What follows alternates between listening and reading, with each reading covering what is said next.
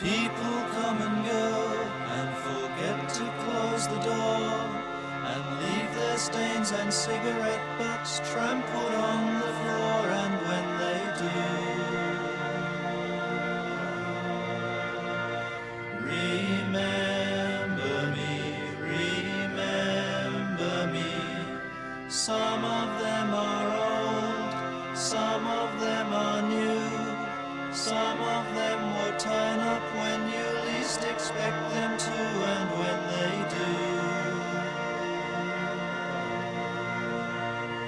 remember me. Lucy, you're my girl. Lucy, you're a star. Lucy, please be still and hide your madness in a jar, but do beware. It will follow you, it will follow you.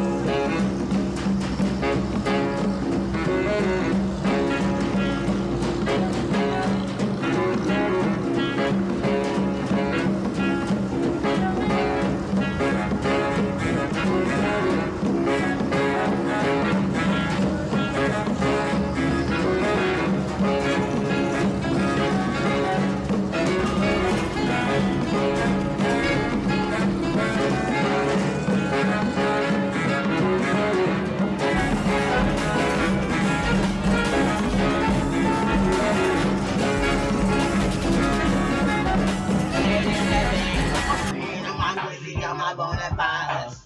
Play me, you play me, then I'm gonna find your mother. So you wanna eat, but they ain't nothing. Niggas wanna, when they say you are the master. So I'ma walk into the restaurant alone, walking out, leaving behind these residue with bones. And your resident my roots to your dome. Like, tell me what you holding the coat. Once again, I need that whole man, and I'm master. I gotta get a man on name, cause a man on name is a male man on name. I need a man on His music said, shoot old people, who Wu-Tang, professional, said, born in operators, from rap my life. Well, last Thursday it was fine. I suppose you.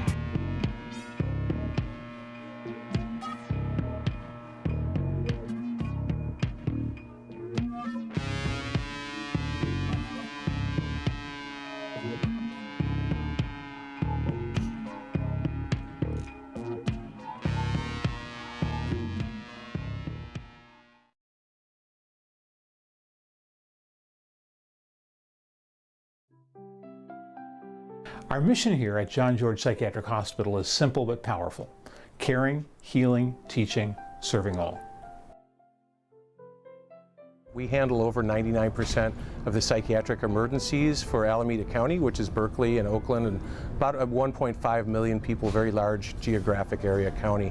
What we do different at John George and what we call the Alameda model is that we will take patients from all over the county and from every other emergency room immediately, as long as they're medically stable. We're seeing between 1,500 and 1,800 patients in psych emergency per month. But the fact that we're able to get 78% of those people home and safe every month shows that there's ways that you can work with these folks, and it's not that you have to default to hospitalization all the time. We're only putting 1 out of every 1,000 people into restraints, and I think we continually show that it's possible to do that and get people better in less than 24 hours. The traditional model of inpatient psychiatric care is a rather paternalistic model. It's one that assumes that patients in that state of mental decompensation are unable to make decisions for themselves, are incapable of acting in their own best interest, and perhaps even more importantly, incapable of forming meaningful relationships. To enforce their authority over others and keep their institutions filled at profitable levels, psychiatrists use a method called involuntary commitment. When you go to a real doctor, say a family doctor or a cardiologist, a patient always has the right to refuse treatment. So there is no such thing as involuntary treatment when it comes to clinical medicine as practiced by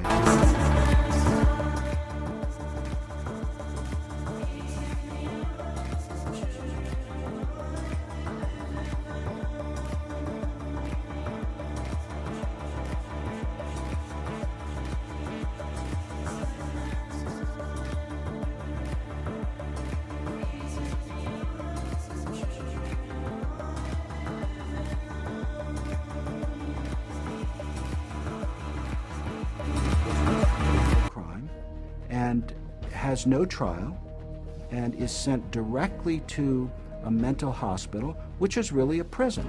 How many people go to an insane asylum and say, please lock me up? Doctors don't lock up anybody. Psychiatrists lock you up. Even children can be taken from their parents with little legal recourse. They just invaded our home. They came in with officers. Our kids were scared. You know, they come in with a piece of paper and say, you're giving us your kids. And it's like, you know, how can they just come in and do that? She said, you could be arrested for medical neglect. And I said, but how is that when, you know, this is my child? And I see that he doesn't need that much medication. Why would you threaten me with something like that? At 10 p.m., 2 policemen and 2 social workers came to my house and took all 4 of my kids away. Once committed to psychiatric hospitals, patients are drugged and restrained.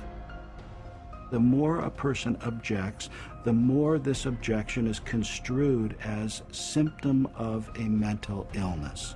At which point the person would be locked up in restraints. There would be the ankle, the knee, the waist, the head, the wrist, and the shoulder restraints. And if when that process was happening, if there was almost any resistance at all, the person then would be medicated. to a point where they would almost be knocked out. We had one case where they actually took a patient in a seclusion room and beat him up. Then they lied about it to the services that investigated. So it's a pretty wide range of abuse issues that we've encountered. Psychiatric staff provoke their patients into violence so they can bill insurance companies up to $1,000 a day for each restrained patient. The patient would resist diagnosis, resist treatment, and also want to leave treatment while they were at the hospital. And invariably, every time, that person's situation would be exacerbated until they were put in constraints and medicated, at which point there would be documented reasons to keep that person in treatment.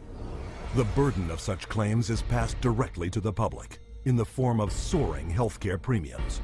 As for their victims, the experience is traumatic and even lethal. 16-year-old Rochelle Claiborne died in Laurel Ridge's care last August. The state report shows during the restraint, quote, Rochelle stated several times she could not breathe. In almost all respects, the staff behaved appropriately, followed the standards. By taking advantage of weak or vague restraint laws, psychiatrists and their staff are almost never held criminally liable for assault, battery, and murder. He begged me to take him home, take him out of there, that they were treating him wrongly, and he didn't want to stay there. And I got a call that there had been an accident, that they held him down until he couldn't breathe anymore. I wish I would have listened to him, take him out of there before it had happened. And then I miss him every day. And I wish I could have him back, but I can't. To this day, no one has been charged for the child's murder.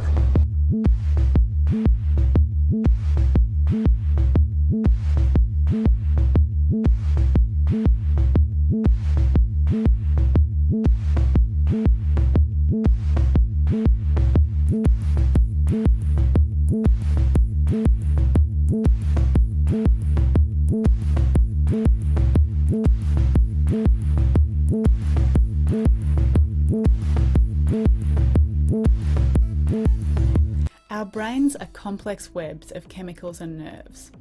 Inside the brain, nerve cells called neurons are constantly communicating with each other to shape how we think, feel, and act. Let's have a closer look at these nerve cells. These are the ends of two neurons. The one on the right sends a message, the one on the left receives it. At first they look connected, but they're actually separated by a tiny space called the synapse. This is where messages are relayed. What we'll see next is how we normally experience pleasure. The sending neuron contains dopamine, the brain's pleasure chemical. When something good happens to us, this feel-good chemical is released into the synapse, where it connects with receptors. There, dopamine activates the receiving neuron, which in turn conveys the message onto the next neuron, creating a chain reaction that produces pleasure. After the message is sent, dopamine is recycled by transporters to be reused. This conversation repeats itself again and again.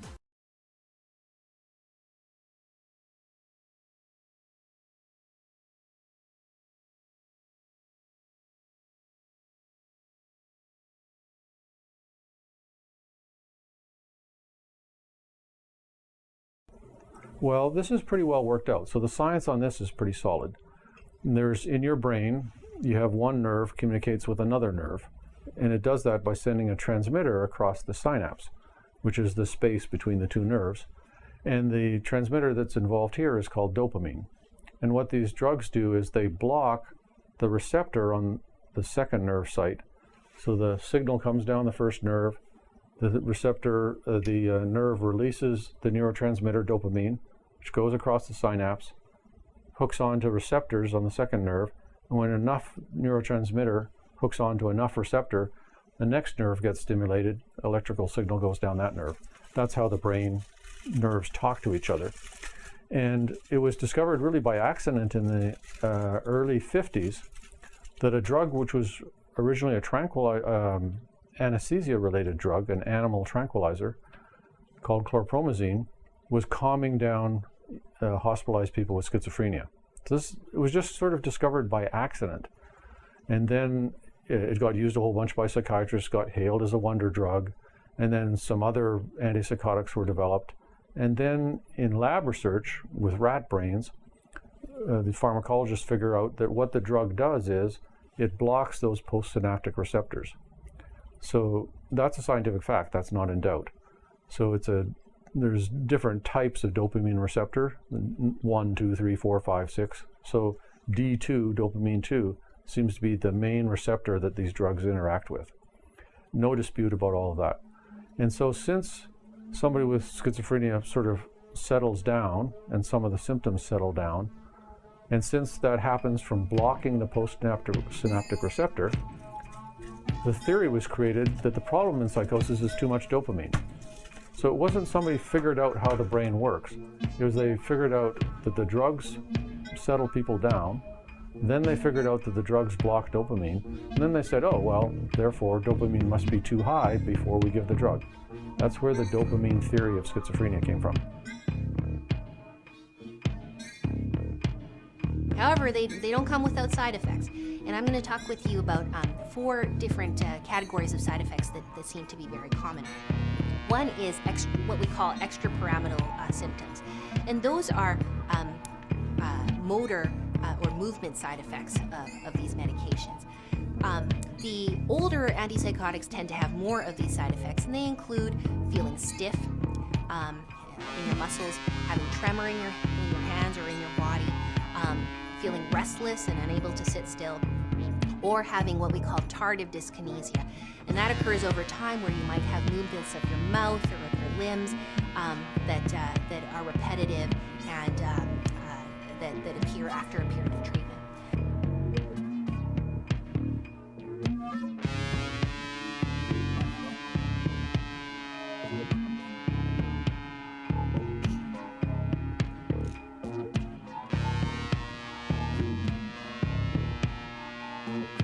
I was just a broken head, I stole a world that others punctured. Now I stumble through the garbage, slide or tumble, slide and stumble. Beacon, claw, remorse, reminder, slide and tumble, slide and stumble. Back and forth and back to nothing. Keep them tidy, keep them humble. Chop them, change them, cut them corners. Sharpest razors, shiny razors, stranded on a world that's dying, never moving, hardly trying. I was just a broken head, I stole a world that others plundered. Now I stumble through the garbage, slide and tumble, slide and stumble.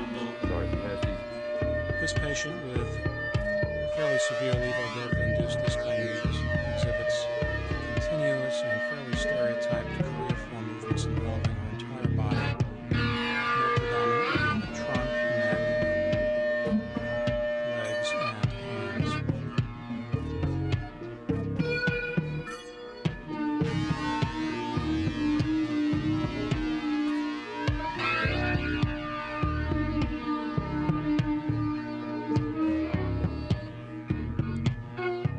To try to suppress the movement, she's unable to do so. January, February, March. Can you count the months for me?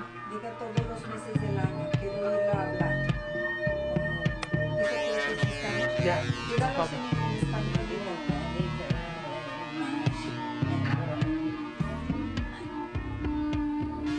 The 76-year-old woman has a 2-year history of tardive orofacial stereotypies related to an 8-year treatment of chronic nausea with phenothiazines. How old are you? 77. And what is it that's bothering you the most? My mouth. How long have you had the problems with your mouth? Well, I guess about a year and a half.